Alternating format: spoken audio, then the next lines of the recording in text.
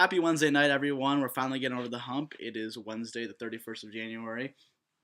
Today, on the third installment of the Anti-Casual Podcast, Dalton and I are going to get into NBA trade talk at the deadline and a big trade that happened in the NFL. So without further ado, let's get right into it. Dalton, there was a big trade that happened in the NFL this week. Alex Smith was traded to the Washington Redskins. Tell us what you think. I was shocked at first. Pretty much since last year, the Chiefs, when they drafted Patrick Mahomes, you kind of knew this moment was coming, but when it was finally here, it was kind of surreal. I feel like Alex Smith's head has been chased after for the last 2 or 3 years, trying to get him out of Kansas City, getting us to the playoffs numerous years, bringing this team out of the pits. I feel like he doesn't get the respect he deserves, and now that he's gone, it kind of just sunk in what he really did for the team.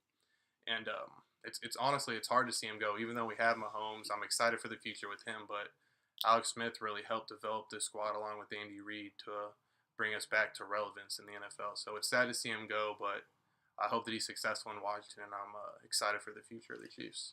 Yeah, it's a really weird situation because I think we can all agree that Alex Smith is a pretty good quarterback in the NFL.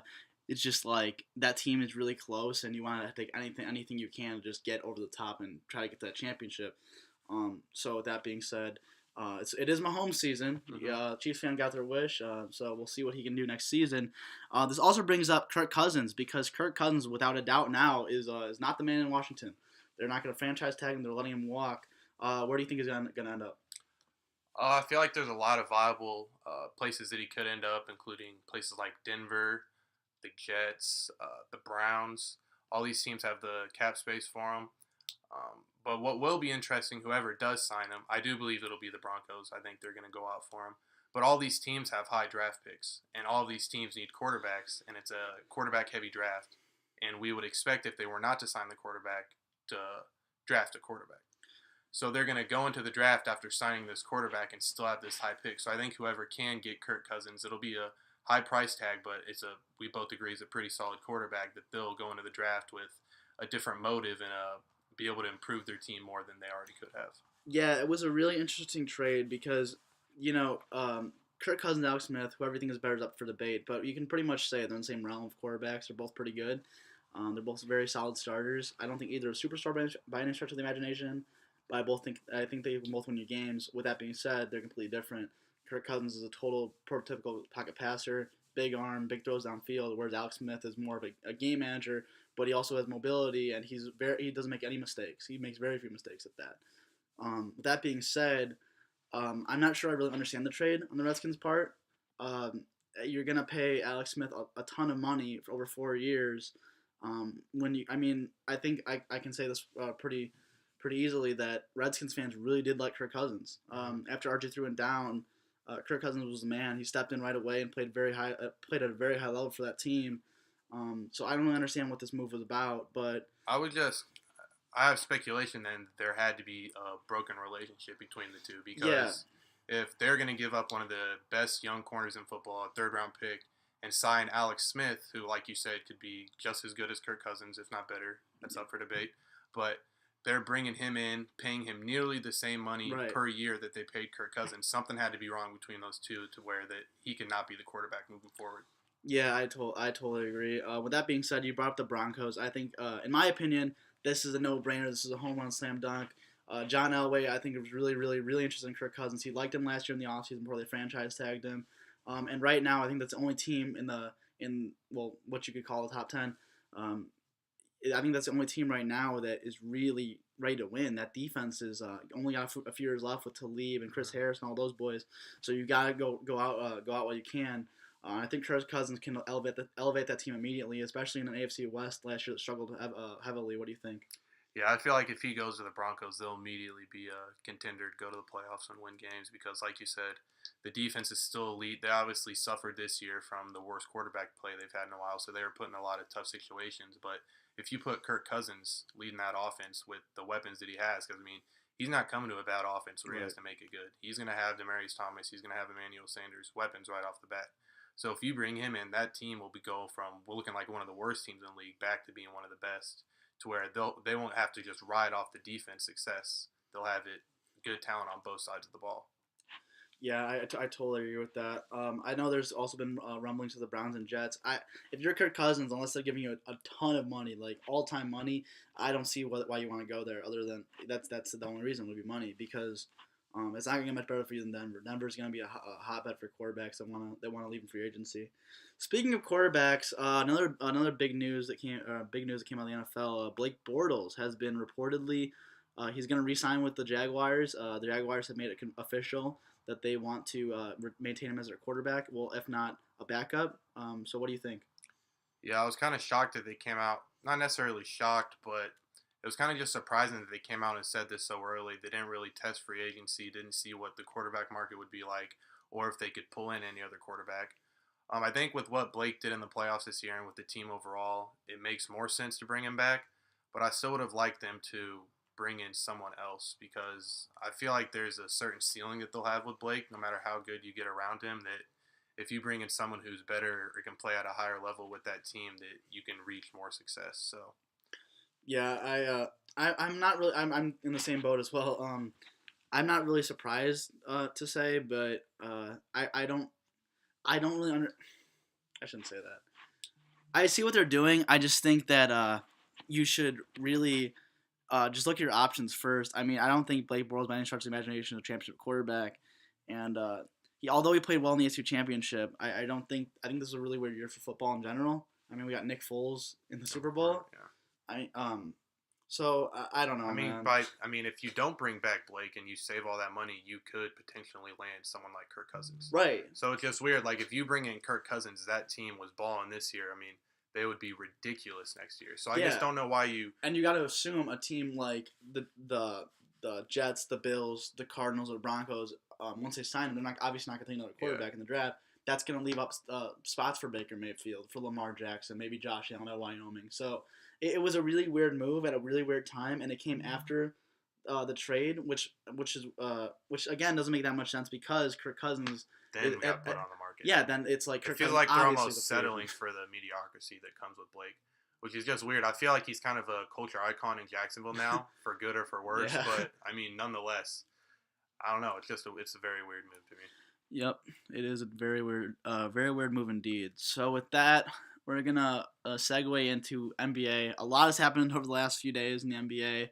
One of the biggest, obviously, was the Clippers trade with the Pistons sending Blake Griffin to Detroit, in return receiving Avery Bradley, Tobias Harris, who is a young player, also got a lot of talent, and a couple picks. What do you think? Yeah, initially when we found out about the trade, I told you that I believe the Pistons won. It was kind of the flash reaction, I guess. After thinking about it, the Pistons definitely did not win this trade. I feel like they were trading to stay mediocre. I don't know how much better they got going forward. They inherited what could be, like, in 2 years, one of the worst contracts in the NBA because, in that fifth year of the deal, he's making $39 million, but who knows what left of a basketball player could be for Blake. So I feel like the Clippers, they weren't going anywhere with this squad anymore. We kind of saw that their ceiling was a certain level, 5 or 6 seed, and maybe a few wins in the playoffs. So they kind of had to start selling people. But I don't know. I still wasn't expecting this to happen. I would more expect to see someone like DeAndre or Lou get traded because they kind of praised Blake a lot this offseason, putting his jersey up in the rafters, saying you're a Clipper for life, you're going to be Hall of Famer. So it's just another testament of what these players say when teams are not loyal. So you should not give a damn when a player is not loyal. Yeah, and this is kind of going off tangent really quick, but I got to say, this is why I hate the fans are like, loyalty, players should be loyal to their city. Hell no. Until owners and GMs are loyal to them, they don't owe them shit. I'm sorry. I don't care about Kevin Durant leaving for Golden State. He wanted to do what he wanted to do. He doesn't owe anything to OKC. He brought them to relevancy. Same thing with Gordon Hayward in Utah. He doesn't owe Salt Lake City anything. That's just how I feel about that. But I definitely agree with that. And it just makes me more mad because then players are getting mad, even more upset when players leave. And it's like, do you not see these consistent things happen where all-star players or cornerstones of franchises, not let alone just a team, are just dumped off? Like, for example, like Russell Westbrook signing that mega deal in OKC this year. Yeah. If he doesn't win a ring, I don't feel bad for him. He chose to stay in OKC. Sure, it's loyal, But guess what? If you can't bring in free agents to OKC because it's a small market, you messed up. And you had plenty of time to think about this, and you said, I want to be loyal and show Kevin Durant what loyalty is. Well, you did it. Yeah, if you don't win a ring, it's on you. But going back to the trade, just had to go off tangent for a second. I totally think the Clippers won this trade, and here's my reason why. It pretty much boils down to one thing, and that's Blake Griffin's injury history. Blake Griffin cannot stay on the court for any stretches. It's kind of sad. He's a damn good player. I like him a lot. I think he's really funny. I think he's a good NBA personality, but he just can't stay on the court. And in terms of the Pistons side, I think this was an obvious Jeff Van Gundy's on the hot seat move. I have to make a splash. Yeah, it's kind of like if this doesn't work, then he's out and he's like, oh, well, I tried. Yeah. So it's kind of like he doesn't really have to suffer the consequences. Sorry, I said Jeff Van Gundy. I meant Stan Van Gundy. But the same. But the thing is with Detroit too, and you gotta realize this is that they are a small market, and it's really hard to get free agents to come there. And so when you have a chance to trade for a star, I mean, you gotta look at it like that. It's not like in LA. It's not in New York, right? It's not a Chicago. It's not a Miami. You can't. There's not free agents that are begging to come there. So you got to do what you got to do. But with that being said, I do think... At what cost, though? I mean, we see... No, I still think the Clippers won the trade, and I think it wasn't even close. I think they got back two very solid players, one specifically who I think could definitely develop into an all-star, perennial all-star, in Tobias Harris. If they sign Avery Bradley back, yeah, that'd be... I mean, he's kind of had a down season to his measures, but he's still, when it comes down to it, if you need him in the playoffs, that's a guard who can guard the other team's best guard. And that's what a lot of teams lack. So. And one of the biggest things about that trade, too, was the Clippers got that ridiculous contract off the trade, off the books. Blake was supposed to make $39 million in about 3 years, 3 or 4 years. I think it went something like 35 mil, 37, and then 38 the next 3 years. That would definitely hurt them for any free agents that they could get. Again, they're a big market. They're LA, so never count them out. Of course, they're not the Lakers, but they're still LA. I mean, it's really almost impossible to be successful when one player is 1/3 of your cap. Absolutely, especially when it's a player like Blake Griffin, like you said, he's very injury prone, and it really does suck to see his career pan out like this. And this is how we have to talk about the trade, because if he were healthy and he stayed healthy, like this would have been a top 15 player in the league. Oh, the absolutely. whole time that he's no played. Doubt. If he got traded like this, you'd be talking about, oh wow, this dude could be an MVP on a team like this. And now you see him trying to develop into like more of a shooter type game, and it's just weird to see. It's something that you don't want. He's at a really awkward stage in his career, and it just got a lot more awkward having to leave the team he's been with for 9 years. And I think one of the coolest things about the trade, though, win or lose, I think it's gonna be really interesting to see Point Blake in Detroit. I really think he's gonna try to be the point forward for that team, and that should be really interesting. So I think he's an underrated passer. I really do think that. And I do hope for success for him. Because even though he's hurt, when he's on the court, he's still really good. He's still really good. So it'll be really interesting to see what he can do, especially coming to the East. He'll be up against a little lesser of competition, maybe have some easier nights. So. Yeah. Staying on the Clippers, we just want to bring up quickly Doc Rivers. Doc Rivers. I'll let you go first. You kind of were getting upset about him. Yeah, I really do think at this point, the Doc Rivers talk, especially with NBA heads, it's got to stop. Doc Rivers is incredibly overrated. He won a not a fluke ring, but he won a ring that was all about talent on the Celtics. 4 All-Stars. He didn't really have to coach the team. Right. It was like you guys play. It's like giving Steve Kerr the credit. It's hyperbole, but it's giving Steve Kerr the credit for the Warriors. Yeah. It's ridiculous. Like, the dude's not, like, this dude had DeAndre Jordan, Blake Griffin, and CP3 in their primes. And JJ Redick in their prime. And he could not win a ring with that team. Not even close. Mm-hmm. Not even close. Yeah, it's kind of gets ridiculous because he does kind of get praise, and whenever something were to happen bad it's with always that on team, CP3, Blake it went Griffin. on to CP3, then it fell onto Blake, and then it trickled down to other players. But Doc Rivers never really got the blame, and I feel like seeing this team finally implode, like, it's gonna have to come back to Doc Rivers. Eventually. They're gonna get rid of all these players, and they're gonna be like, well, damn, what do we have? And it's only gonna be Doc Rivers. People are gonna go like, well, shit. Oh, well, he was the root of the problem the entire time. He ruined this team. I mean, because the Clippers had a short 4-year span where they could have really been one of the teams in the league. Yeah. Took over LA. Not necessarily took over LA. In 2013, they were supposed to be the team. Yeah. 2013, 2014, they were supposed to be the team that was a dynasty. Well, not a dynasty, but they were supposed to win a couple of rings. Dynasty potential, though. I mean, everybody. You had Chris Paul in his absolute prime. I bought into the hype on the Clippers. Yeah. And the thing is with Doc Rivers, too, you see it now. Now that Jerry West is the GM of that team, Look at how it's already changed. The culture's changed. Doc Rivers is a GM. His biggest move was giving his son $12 million a year. What were you thinking, my guy? Like you could have got. You could have got. It's just what were you thinking? You could have. Disgusting. They're actually making moves now. I mean, they were kind of just a team. They were like, all right, well, we'll Jerry figure West, it out with the guys we Jerry got. West, and now since Jerry West has got here, for better or for worse, he's had these two great players, but he's getting rid of them. Jerry West was that enough. And the fact that I don't know if it was more Chris Paul or the team, but the fact that they could get Chris Paul to do a sign and trade instead of just letting him go, I think people forget that honestly. Oh yeah. They feel like oh well they got this shitty trade back arguably, and it's not really that shitty of a trade. Right. But he could have just went there. He could have just signed a contract there, and that would have been it. Yeah, I agree. And this Clippers team now, what you're seeing is they don't have any stars, but it's really interesting the way they're going to play now because they have a bunch of very good players. They have a bunch of like C+, B-. Yeah, players. They got Pat Beverly when he comes back. You got Lou Will, DeAndre. You got boys like that. So and then now we got Tobias. If he comes back, Gallinari, Tobias Harris, Avery Bradley. You got a bunch of B-level players. It's gonna be really interesting to see how that pans out. Yeah, I mean if they can play together.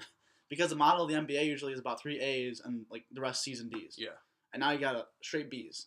So I don't know. I mean I kind of felt like that's how the team was coming into this year. Obviously Blake would have been the highlight of the team, but I was actually really high up on this Clippers team this year. Yeah. And it kind of sucked to see that this is what it's already came down to. You know what I mean? Just an absolute waste of a window with the Clippers. Rest in peace to Lob City. Yeah. Rest in peace. Just disgusting. All right. Now we got that out of the way. Let's segue into some of the trade deadline talk. So yesterday it was reported that Nikola Mirotic was traded to New Orleans Pelicans for a first-round pick and Omer Sheik, who was a former Bull. Shout out to him. Then this trade got canned because of the fact that Nikola Mirotic has an option after the season that the Pelicans refuse to pick up for $12 million. What do you think? Yeah, I thought that was really interesting because they kind of announced the trade and then immediately said that it fell through. But now they're wherever he does go, it's kind of in his control now because like he's not playing anymore. So wherever he goes, the other team needs to ensure that they're going to pick up that second year or he will not be getting traded. Yeah, it's really a sticky situation because #FireGuardPacks, they gave this man, a role player, a no-trade clause because why would he have logic? We're the front office of the Chicago Bulls. I'm a Bulls fan, by the way, if y'all didn't know that. So now, I think since the Pelicans traded out the window, and I think that was a damn good trade for the Bulls, maybe the Utah Jazz for Rodney Hood and a first, or maybe because Nikola Mirotic is averaging 20 a game. No, he's shooting playing 45% good. Yeah, from three. He's playing really good. He's perfect for the modern NBA right now. Unfortunately for the Bulls, they're not contending, so you got to trade the guy while you can and get those picks because Lowry's the future. That's just facts. I don't know, dude. It's so funny seeing all these teams get put in these awful situations, and it's not the team's fault anymore. It's the office's fault. They just put these. They do horrible signings, things like a no trade clause. It's like, what the hell are you doing? It's really like some of these teams that are successful now. They haven't even done anything right. They just haven't done things wrong. Oh, just that's wait. Just how the NBA is panning Once out. Once LeBron leaves the Cavs, that team is screwed for 10 years. Yeah, easily. That seems to be abysmal. On the first pod, I idiotically said in panic that LeBron James would go back to the Cavs. No chance that's happening. I would be willing to put all my chips in to say that LeBron will not play another game in a Cavs jersey. I think I predicted Houston and LA, and right now it looks like those are probably the two best destinations for him. I think Houston's just sticking out like a sore thumb, you know. James Harden got the 60-point triple double last night. How do you not look at that and be like, damn, I can win a ring with those boys? Yeah, because he could. Yeah. If you can keep Chris Paul, Clint Capella, LeBron and Harden, and maybe Eric Gordon, man, I don't know if the Warriors can beat that. No, that would be a very. And it would suck, too, because we'd have to see it before the finals. And then whoever got to the finals would be like, well, you're winning it. And you got to assume there's going to be some role players, a la David West with the Warriors, who's going to be like, yeah, I'll take the minimum. Yeah, I'll take the minimum. I'll take the minimum and go win a ring. And it'd be a lot more interesting because they'd be in the same conference. Right. Just them competing with each other within their own.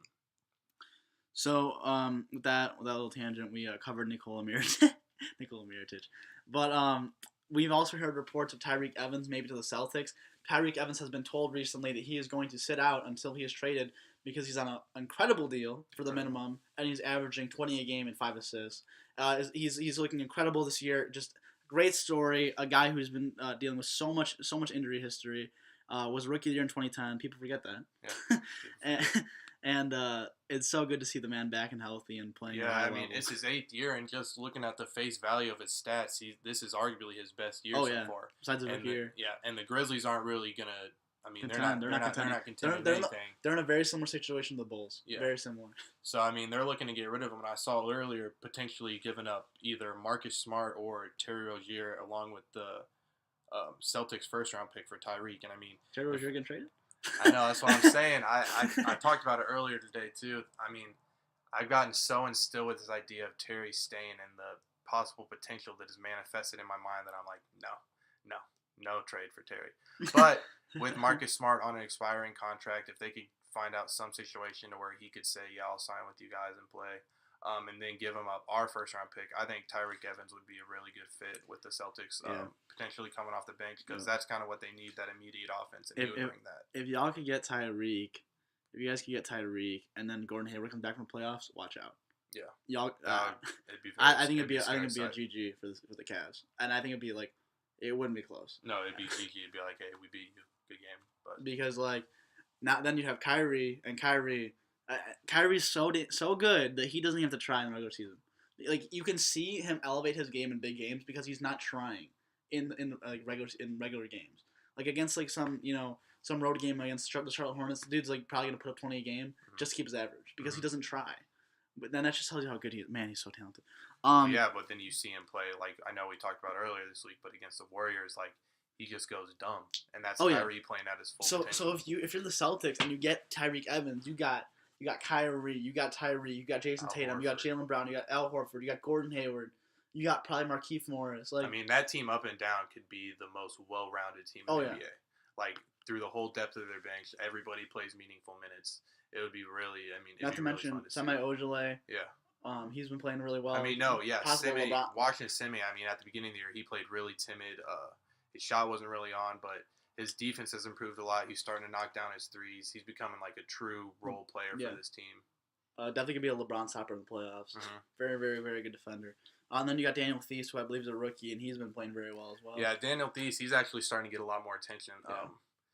He was really the most random name that was on the squad going into this season. But what a find by Brad Stevens. I mean, even if he's not this good of a player as we see with a lot of teams, the coaching brings out the most in a player. But whatever Brad Stevens is bringing out with Daniel Theis, man, that man's balling. Oh yeah, good defender. He can shoot threes. Perfect for the modern day NBA as a big man.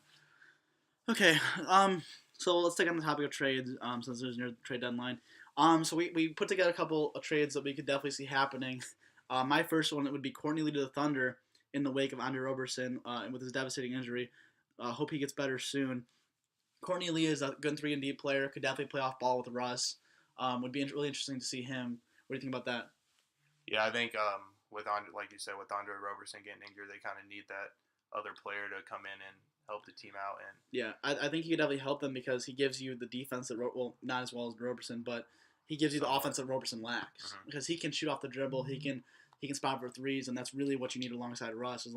What you really need with Russ is spacing and defense. It's kind of give and take, but like you said, you're getting more offense to take away less defense, which is kind of what I feel like you would prefer to have. Because if you can get the pick and roll going with Russ, and you can get Russ in the lane, everyone's got to collapse on him because he's so dominant in the paint.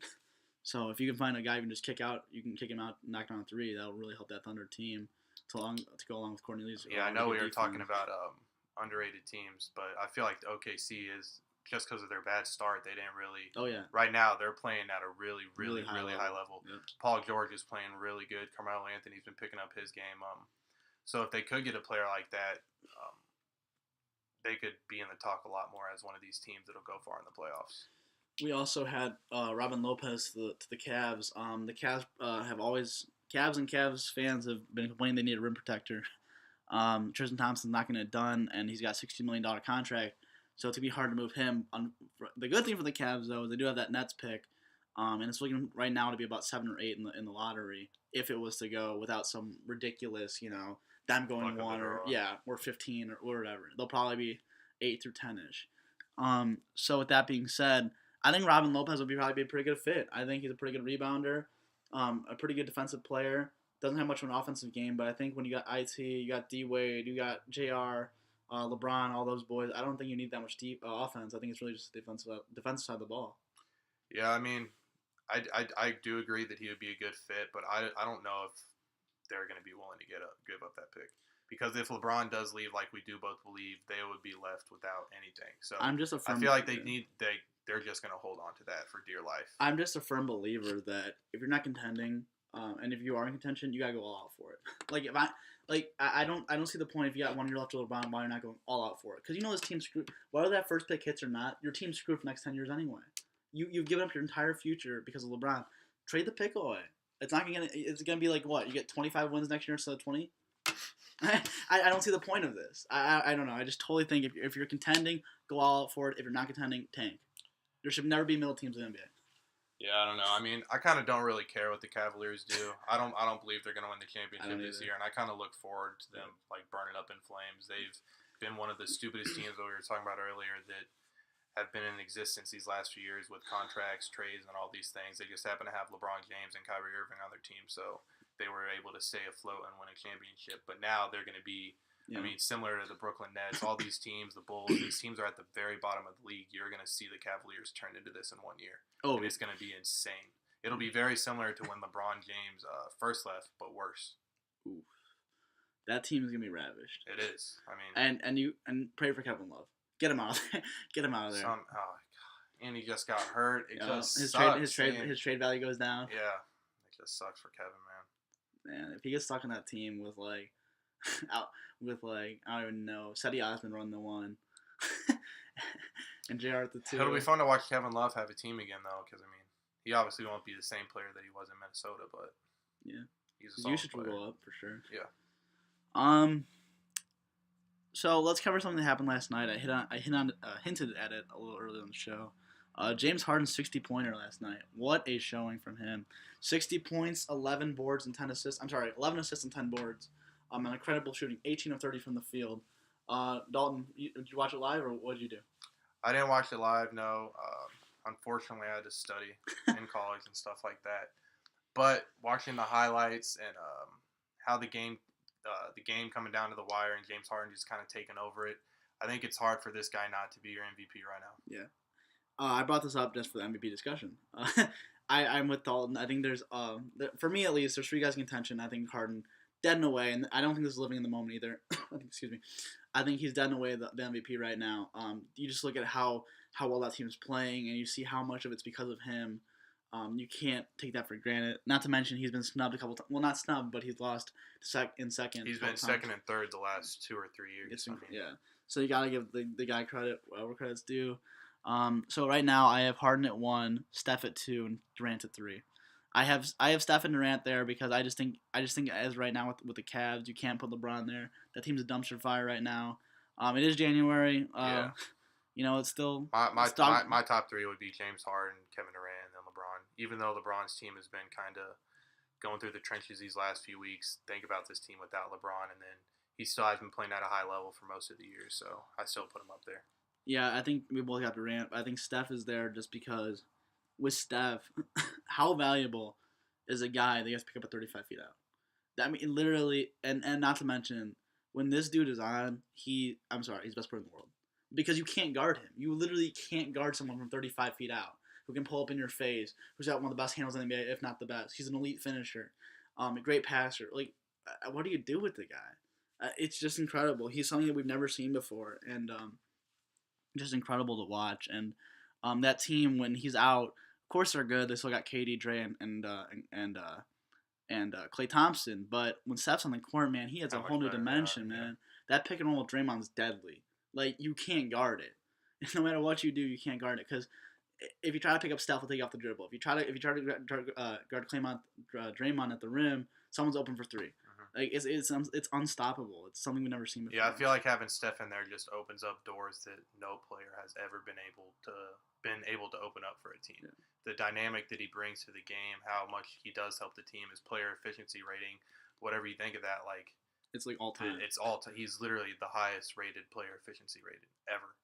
and that's insane. And we're living in this moment. I feel like he's People are not just my taking it for top three. granted, Yeah, man. people are just taking it for granted because the team he's on. And I feel like that's one of the worst things that fans can do is take away things from a team or a player just because what's surrounded by them. Like that's part of what is this greatness, and you still need to appreciate it for what it is because we won't ever see a team with this dynamic again. I totally agree. You can hate the Warriors all you want, you know.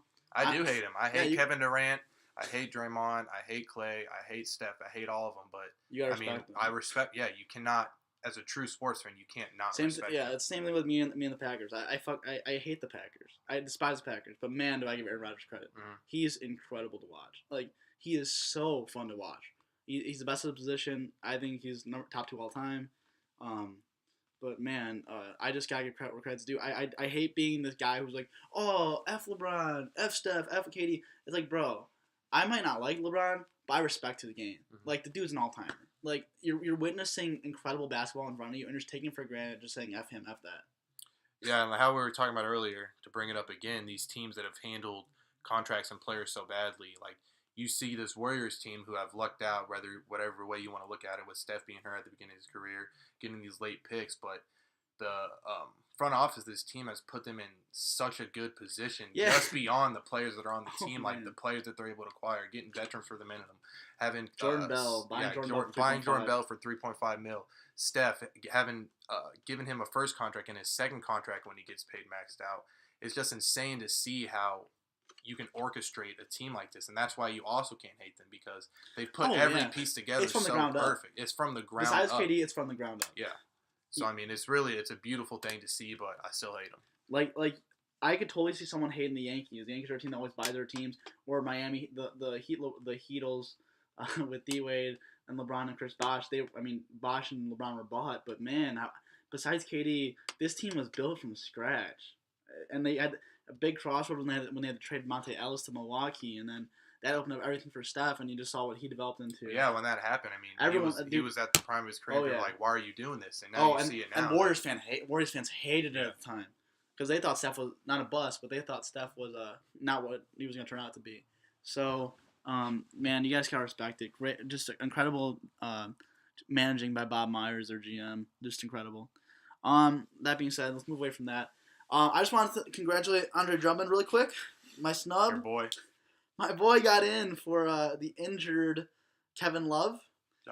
John Wall, sorry. With that being said, Kevin Love just got injured with a hand injury a couple nights ago to the Pistons.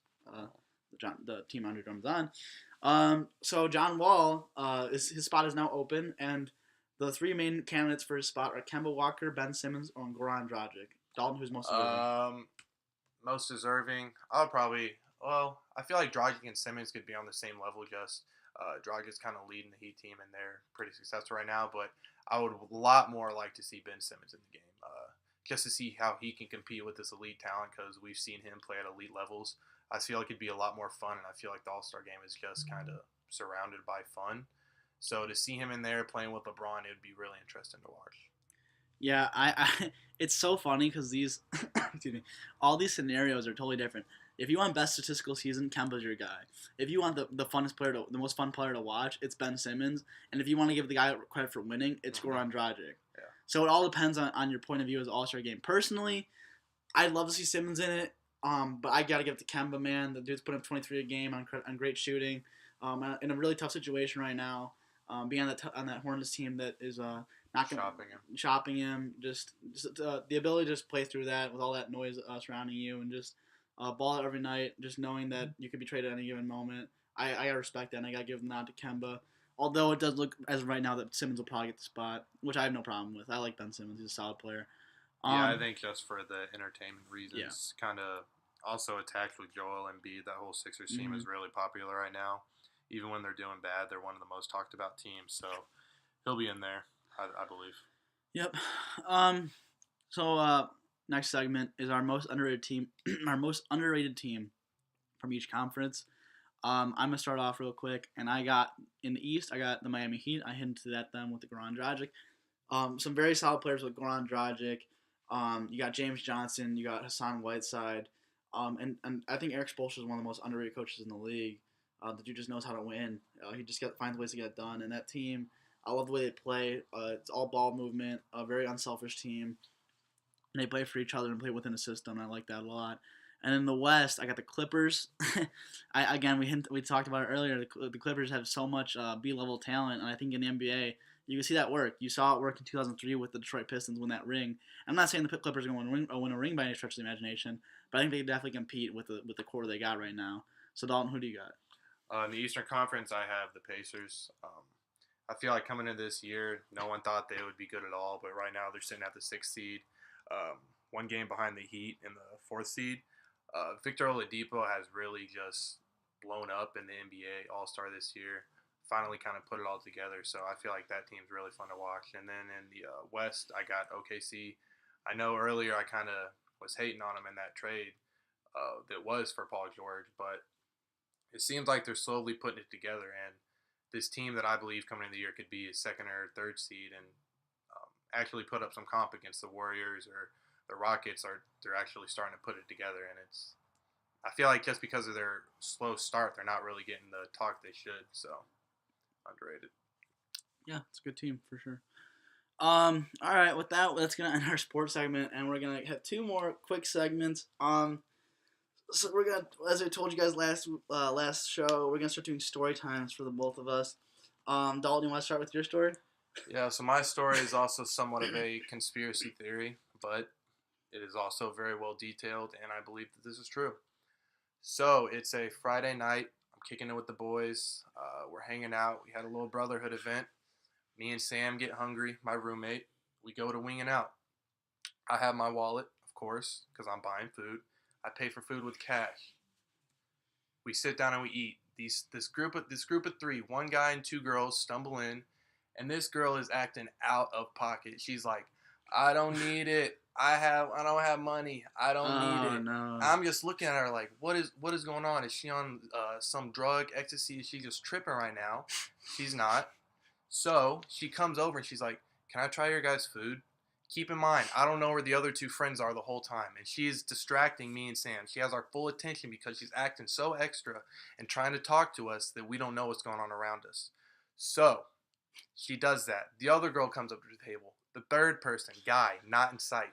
These are all things I'm not noticing while I'm there, but afterwards I realize this because, boom, next day, I go to McDonald's. I'm in the drive-thru. I'm about to pay with cash. I open my wallet. There's no money. So I believe this group of little delinquents came and somehow did that street shit where they finesse off of you without you even knowing it and took my wallet and took my cash. That's my story. All right, that's good to hear. Well, not good. It's not good to sorry, hear. it's not good to hear. It's not good to hear, but it's very interesting. The only story. reason I Very believe that is funny. because we went to Winging Out. We came home. I changed pants. I set my wallet in one spot. That was it. For the rest of the night, nobody touched it. I wasn't in my apartment for the rest of the night. So it really only leads me to believe that these 3 people finessed me. Well, my story is a little bit more happy than that, but a lot less exciting. I got my first Fortnite win in solo. Fortnite, for those of you who don't know. Officially not trash anymore. Yeah, Fortnite. You're still trash, though. You don't got that win, though. I'm commending you, and you're... Hey, but you're calling me... Okay, so Fortnite's a game... It's a battle royale game where it's very popular right now, especially with millennials. It's a game that's basically... the game gets smaller, the map gets smaller It's and 1 smaller. versus 100. You go down there, it's free for all. The map starts getting smaller and smaller, and it gets to the point where it's such close combat that eventually only the 1 person is alive. Right, and it's taken over the nation. Oh, it's huge, and I got my first win. It was with a blue AR, shots to the head. So that was Golf clap. Yep, that was one of the best nights of my life, and that happened last night. That being said, Dalton wanted to rant about one more thing. But I also have one thing I want to talk about this on. One thing. You start off because you're more passionate about this. Hot seat. Barstool Mizzou. What is you doing, baby? What is you doing? This account has so much potential. The direct affiliate with Barstool, it's verified. You have everything in front of you, and the tweets are trash. I don't know what you're trying to do. The Instagram is even trash. You barely... Anything that you post on there is slightly funny, if not funny at all. I'm reading through tweets. Here's the first one that caught my attention today. I'm reading from top to bottom. This is the day is Thursday, February 15th. What are your plans for the night? Today is January 31st. That's 2 weeks from now. Black Panthers premiere. Triple Wells at Big 12. Bottomless at Piano Netflix. What? Why are you asking that? Why is that your tweet of the night? Why is that what you're highlighting for everybody? Second tweet. This is even worse. In the same hour. Can we raise a GoFundMe to get Logic or Post Malone to form at the Blue Note? What? What are you? What? Why Logic? At the Blue Note? You think Post Malone's going to come to the bum-ass Blue Note? You are tripping. Bill Nye's coming to campus? I'm referring to the science guy. Bro, there's no comedic effect there. You're just tweeting, bro. Tweet that from your own handle. We don't need that. And then the last one. Quote this tweet with the best caption for this GIF that you can come up with. First one to make me laugh out loud It's gets like 5. an old bum GIF, Must be falling. It's that damn monkey looking around like he's shocked. Why? Nobody wants your damn money. We want you to tweet funny stuff and funny stuff. That's it. That's what you are here for. You're here to tell us about Mizzou and funny shit going down in Mizzou. No one wants your damn money. God. Yeah, I have also one problem with that. I'm not as passionate as Dalton is about this topic. But my whole thing with it is that Twitter account talks a lot of smack to other schools. Recently, they were talking trash on Barstool Illini, so University of Illinois. And this team literally just beat us a few weeks ago. It's and like pretty handily. And you're talking trash to them about our basketball program. Our basketball program has been horrible for the past 3 years. We get MPJ on the bench, and they're talking about like we're some like we're NBA Kentucky, farmhouse. Yeah. like, come on, yeah, bro. It's like, what are you talking about? I get smack talk, but stay in your lane to an extent. Like it's like.